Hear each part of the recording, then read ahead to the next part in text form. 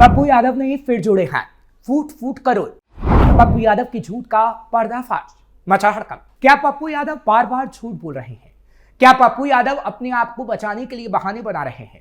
क्योंकि पप्पू यादव के इतिहास को देखें तो ऐसी कई तस्वीर मिलती है जिसके बाद पप्पू यादव से बेबाकी से सवाल पूछे जाने चाहिए। क्योंकि पप्पू यादव पहले भी जेल जा चुके हैं। जब वो पहले जेल जा चुके हैं तो फिर अपने आप को इस बार बेकसूर क्यों बता रहे हैं? आपको इतिहास के पन्नों को पलटकर आज बताएंगे कि पप्पू यादव बेकसूर हैं या फिर दोषी, क्योंकि पूरी कांग्रेस पप्पू यादव को निर्दोष बता रही है। जिसके बाद सवाल तो पूछे जाएंगे और आज हम आपको पप्पू यादव के इतिहास के पन्नों को पलटकर बताएंगे, जिसमें पप्पू यादव का कच्चा चिट्ठा खुलता नजर आएगा। नमस्कार, कैपिटल टीवी का खास शो विवाद सवाल देख रहे हैं आप। मैं हूं आपके साथ हर्ष भारद्वाज। पप्पू यादव रो रहे हैं, बचाने की गुहार लगा रहे हैं, क्योंकि बाहुबली कहलाने वाले पप्पू यादव को पता चल चुका है कि सरकार में उनकी दबंगई नहीं चलेगी। जिसके बाद सवाल है कि पप्पू यादव के इतिहास में क्या है काला सच? पुराने पन्नों में पप्पू की दबंगई लेकिन अब नहीं चलेगी। पप्पू यादव के नाम से क्यों कांप उठते थे लोग?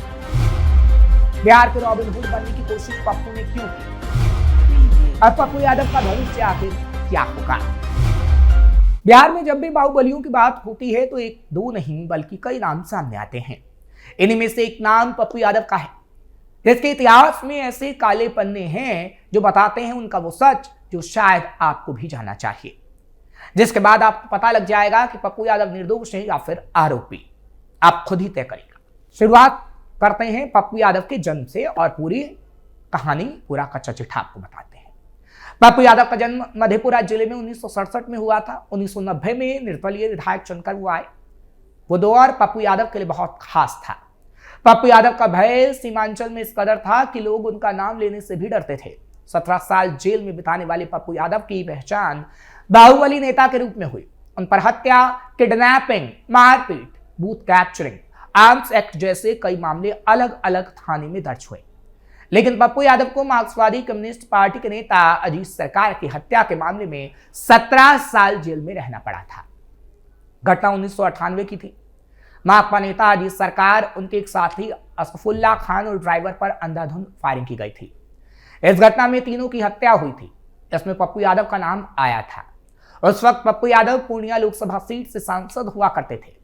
इस घटना में नाम आने के बाद उनकी राजनीतिक करियर पर विराम लगा और वो जेल चले गए।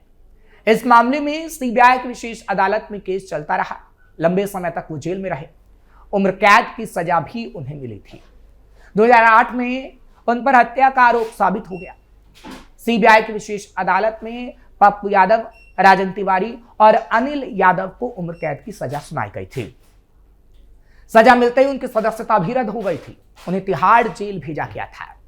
कई सालों तक वो जेल में बंद भी रहे थे, यानी उनके दामन पर पहले से ही दाग लगे हुए हैं। हाईकोर्ट से मिली थी राहत। पप्पू यादव ने फैसले के खिलाफ हालांकि पटना हाईकोर्ट में अपील की थी। इसके बाद 2013 में जाकर कोर्ट से उन्हें राहत मिली थी। सबूतों के अभाव में उन्हें बरी कर दिया गया था। जेल से लौटने के बाद पप्पू यादव अपनी छवि बनाने में लग गए और लोगों के मसीहा बनने में लग गए। कोई घटना होती तो आवाज उठाते, पीड़ितों से जाकर मिलते। 2019 में जब पटना में तेज बारिश से बाढ़ आई थी और राजधानी जलमग्न हुई तो पप्पू यादव ने नाव के सहारे लोगों को खाना पानी दिया और वो तस्वीर काफी वायरल हो गई। कैसे दिया था? लालू का साथ। पप्पू यादव एक जमींदार परिवार से आते हैं। उनके पास जमीन और संपत्ति की कमी नहीं थी। कॉलेज में जाने के बाद पप्पू यादव की पहचान दबंग के रूप में हो रही थी। उनकी दबंगई के चर्चे सीमांचल के कई जिलों में थे। बात 1980 के बाद की है। उसी वक्त लालू प्रसाद यादव भी अपनी राजनीतिक करियर चमकाने में लगे थे। उस वक्त कॉलेज से निकलने के बाद पप्पू यादव ने लालू यादव का साथ दिया था और पप्पू यादव की दबंगई लालू यादव के काम आई थी। उस वक्त पप्पू यादव पर लालू यादव के लिए बूथ कैप्चरिंग या फिर मत पेटियों को चुरा लेने का आरोप लगता था। पप्पू आनंद मोहन में अक्सर होती थी वर्चस्व की लड़ाई। इतना ही नहीं, विधायक बनने के बाद पप्पू यादव का लक्ष्य लोकसभा था। यही कारण रहा कि उनकी दबंगई खत्म नहीं हुई और अगड़ी पिछड़ी की लड़ाई करते रहे। आनंद मोहन सिंह मुख्य विरोधी थे। दोनों के बीच कई बार वर्चस्व की लड़ाई देखने को मिली। 1990 में कितनी जाने भी वजह से चली गई थी। जानकार बताते हैं कि सहरसा के पामा में पप्पू यादव के समर्थक और आनंद मोहन के समर्थकों के बीच जमकर गोलियां चली थीं। कई लोगों की जानें गई। दूसरी घटना पूर्णिया के भांगड़ा में हुई थी। यहां भी कई लोग मारे गए थे। हालांकि उस वक्त दोनों वर्चस्व की लड़ाई लड़ते थे।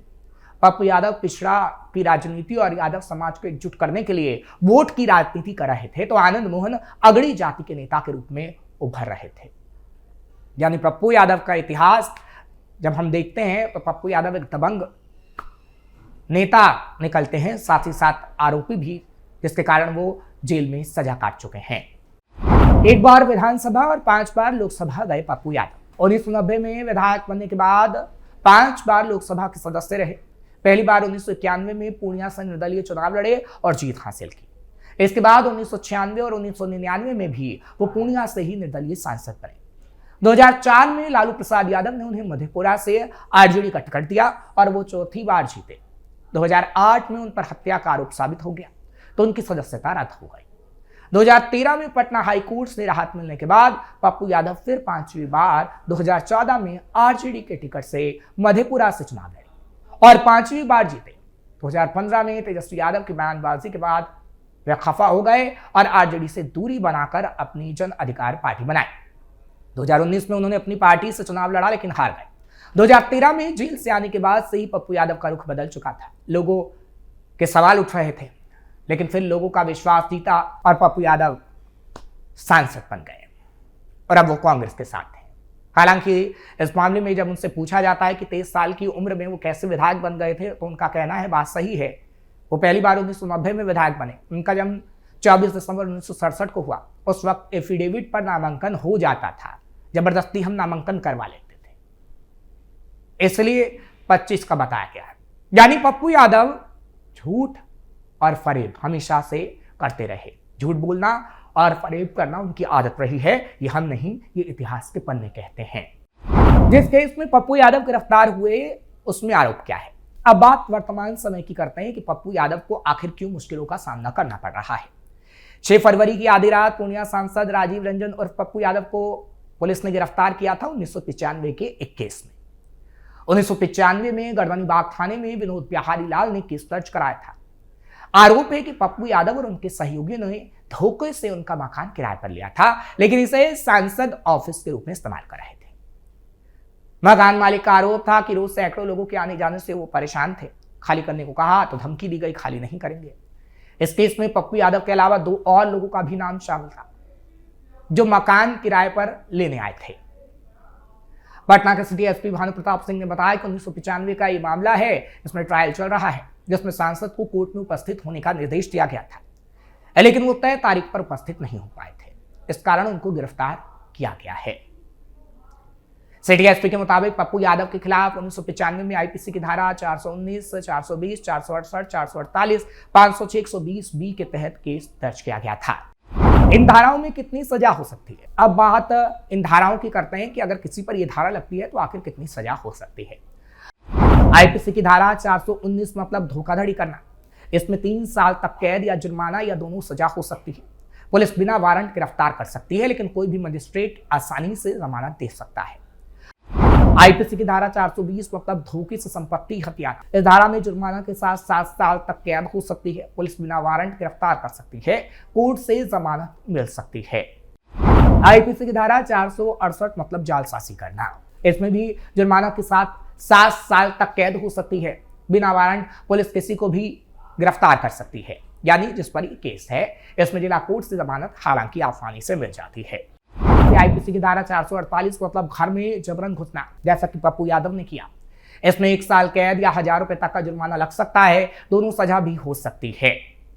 पुलिस बिना वारंट गिरफ्तार भी कर सकती है, लेकिन तुरंत जमानत भी मिल जाती है। कोर्ट से आसानी से आप जमानत ले सकते हैं। आईपीसी की धारा 506 मतलब धमकाना। इसमें 2 साल तक कैद या जुर्माना या दोनों सजा होती है। अगर मौत की धमकी दी गई तो 7 साल तक कैद हो सकती है। हालांकि बिना कोर्ट के आदेश पर एफआईआर नहीं हो सकती और ना ही गिरफ्तारी। आसानी से जमानत मिल जाती है। इसी की धारा 120 बी मतलब आपराधिक षड्यंत्र रचना। इसमें 6 महीने तक कैद या जुर्माना या दोनों हो सकता है। जमानत आसानी से मिल जाती है।